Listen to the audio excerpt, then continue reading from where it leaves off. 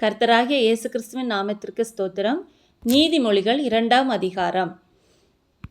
என் மகனே, நீ உன் செவியை ஞானத்திற்கு சாய்த்து உன் இருதயத்தை புத்திக்கு அமையப்பண்ணும் பொருட்டு நீ என் வார்த்தைகளை ஏற்றுக்கொண்டு என் கட்டளைகளை உன்னிடத்தில் பத்திரப்படுத்தி ஞானத்தை வா என்று கூப்பிட்டு புத்தியை சத்தமிட்டு அழைத்து அதை வெள்ளியைப் போல் நாடி புதையல்களை தேடுகிறது போல் தேடுவாயாகில், அப்பொழுது கர்த்தருக்கு பயப்படுதல் இன்னதென்று நீ உணர்ந்து தேவனை அறியும் அறிவை கண்டடைவாய்.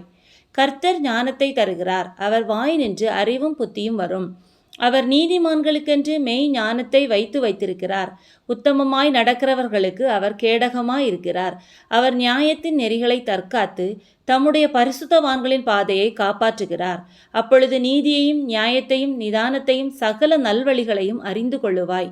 ஞானம் உன் இருதயத்தில் பிரவேசித்து அறிவு உன் ஆத்துமாவுக்கு இன்பமாய் இருக்கும்போது நல் யோசனை உன்னை காப்பாற்றும், புத்தி உன்னை பாதுகாக்கும்.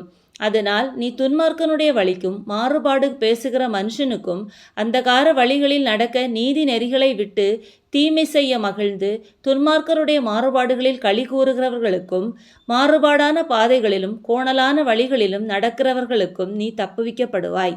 தன் இள வயதின் நாயகனை விட்டு தன் தேவனுடைய உடன்படிக்கையை மறந்து இச்சகமான வார்த்தைகளை பேசும் அந்நிய பெண்ணாகிய பரஸ்திரீக்கும் தப்புவிக்கப்படுவாய்.